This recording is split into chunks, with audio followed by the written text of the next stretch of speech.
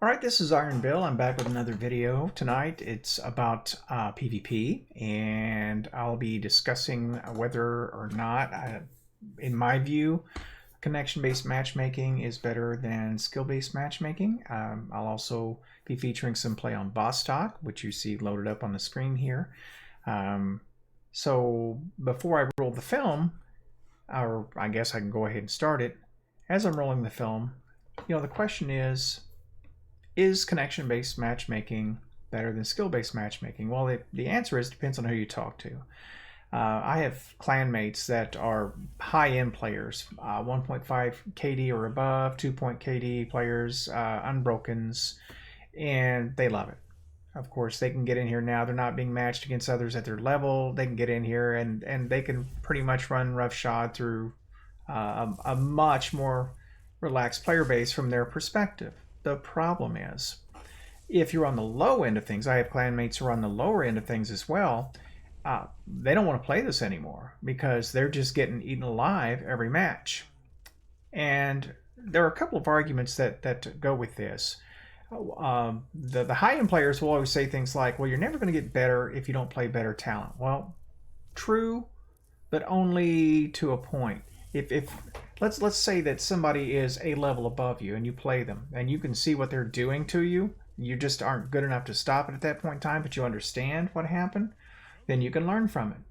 But when somebody's 5 layers above you, 5 levels above you, and they're able to just absolutely tear you up, and you don't even know where it came from, you're not learning anything from that. You are just getting stomped, and that person's getting easy kills at your expense. That's all that's happening, and they're farming you. And there's nothing sportsmanlike about that. There's nothing healthy about that. And so that argument to me is dead on arrival. You can't say in all honesty that stomping a kindergartner into the ground is helping the kindergartner in any way. And that's essentially what we have here. Now, you can call that a false equivalency, but that's the reality. The other thing is that, they'll say, well, you're not going to see that many great players in your lobbies. It's not like everyone's going to flood your lobby with great players. Well, that may be true, but how many great players does it take to wreck an entire lobby? I've been playing teams, and I've seen kill counts that go into the 60s. Listen, that player, if they're getting 60 kills, they've ruined the experience for the other team. 6 players, and quite possibly even the players on their own team. Sure, they're winning, but they're not getting much action if somebody's soaking up all the kills, because there are only so many kills to be had in a match. When things are extremely lopsided like that, that's what you wind up getting. So I really think that and you can't blame people for looking out for their own interests, and I don't blame my high-end friends for wanting to have easier matches. I mean, I get it. I don't blame them for wanting to relax and take advantage of the skill that they've built up. I mean, I get it. But PvP is about player versus player. And I think the unspoken that goes along with that is that it should be an experience where both sides have a decent chance to win. And maybe not equal chance, but they should have a decent chance. But you start placing unbrokens against bottom level players, that's just always going to go bad for the bottom level players, because the unbroken is not going to lose that match. They will put on whatever weapon they have to. They will go full meta. They will do what they have to do. They will win. Every one of them I've ever known would. So, also, I'm older. I'm nearing 60. Okay, and I was watching a hunter today, just absolutely just flip. And I could see what he was doing, and I could even understand it, but it doesn't matter. I am too old to move the way he did. That there is no reason I should ever match that person,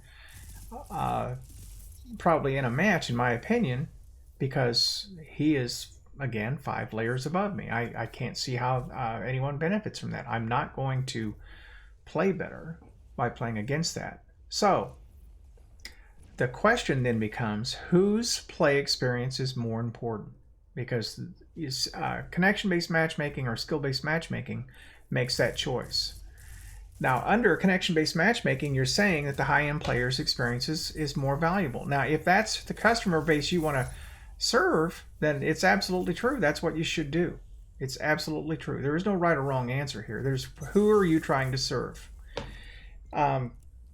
If you go with skill-based matchmaking, you're favoring somewhat the lower end players, although every one of their matches will also wind up sweaty. The problem is that everybody's match is sweaty, and it turns out that high end players don't like to have to play sweaty match after match after match. Who knew that?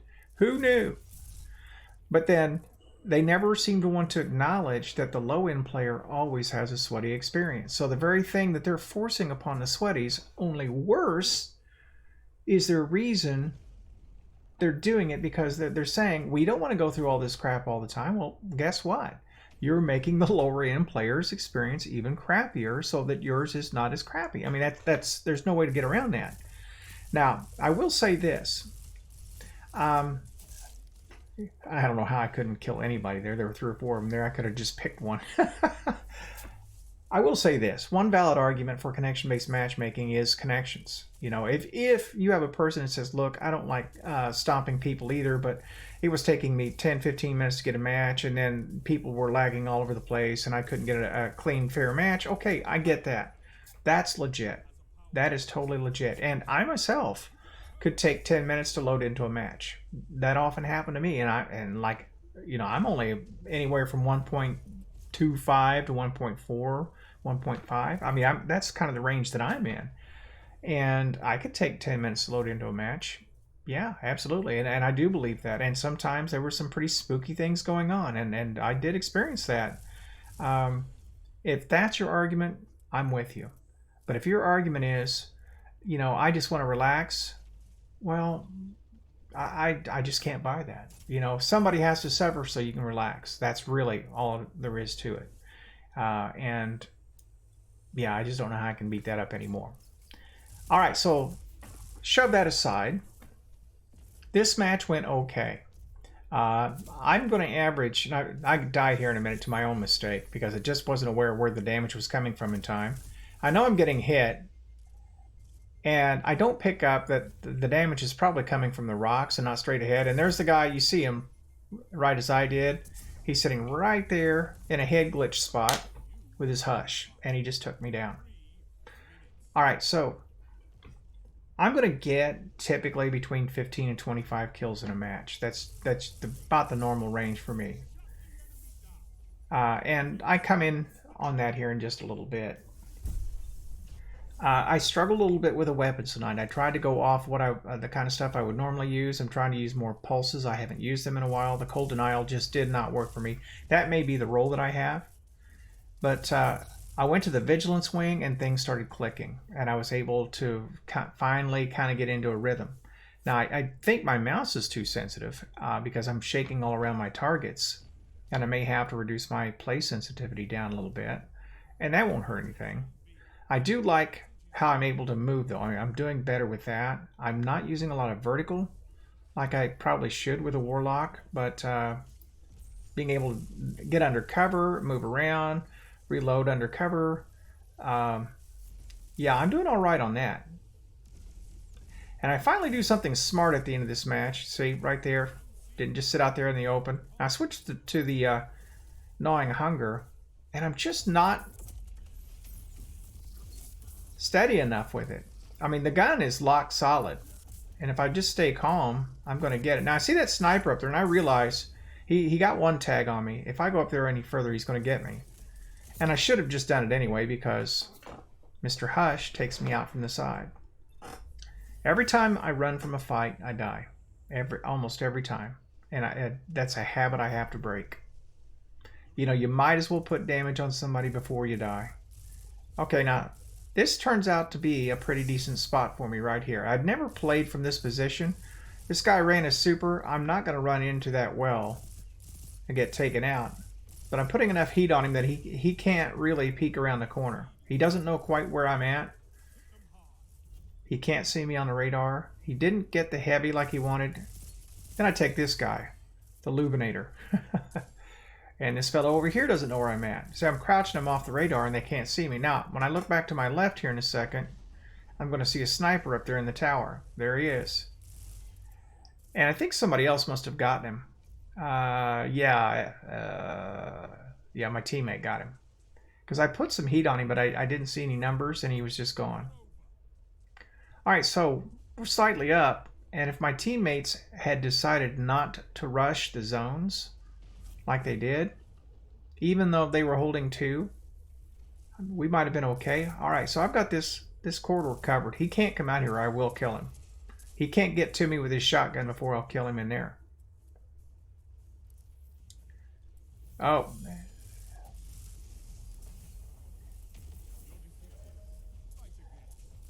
And there's a bonus kill right there.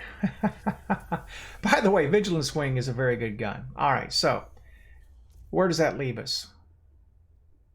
All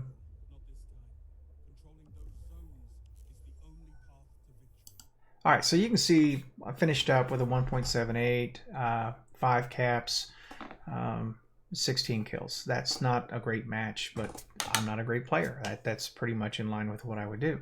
This match was okay, and if every match went like this, I probably wouldn't have any concerns whatsoever about connection-based matchmaking.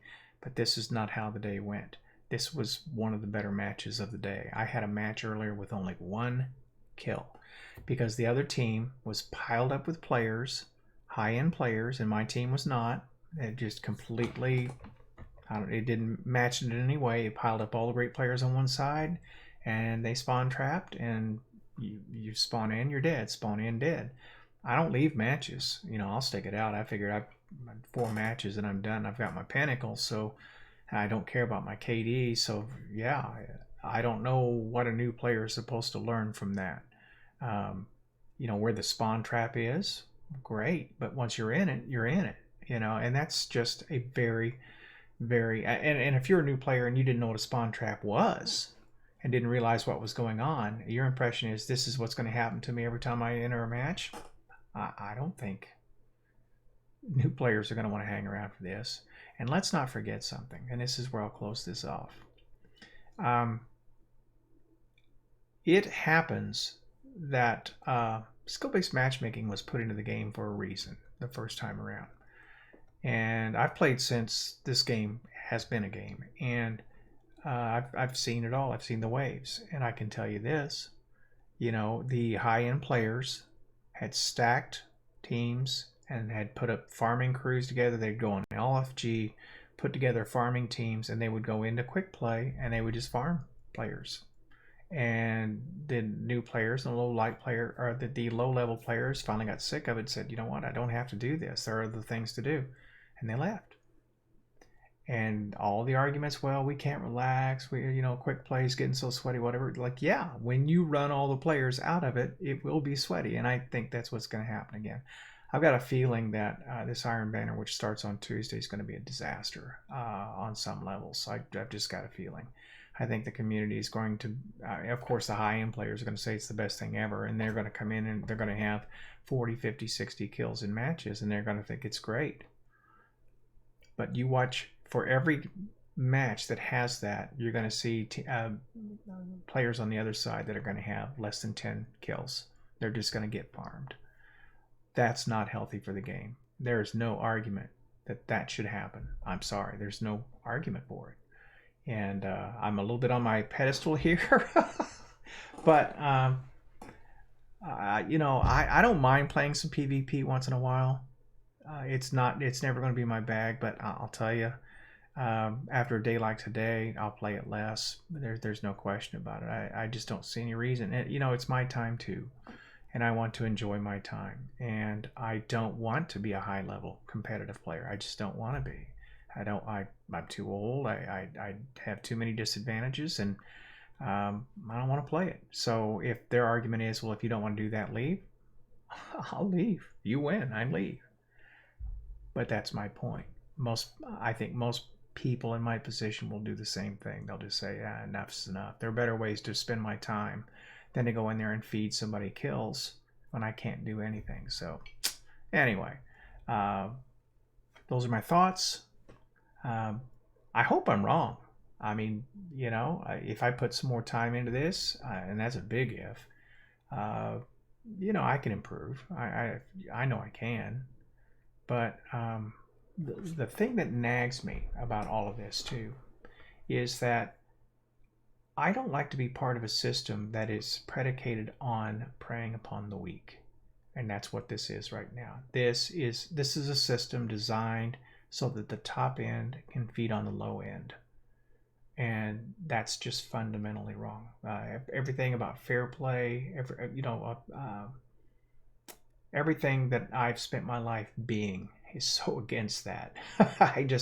It's hard to reconcile. So, uh, all that said, enough is enough, and I'm going to cap it and probably be sorry I ever posted this, but I'm going to post it, and we'll see where it goes. So, this is Iron Bill, and I'm signing off.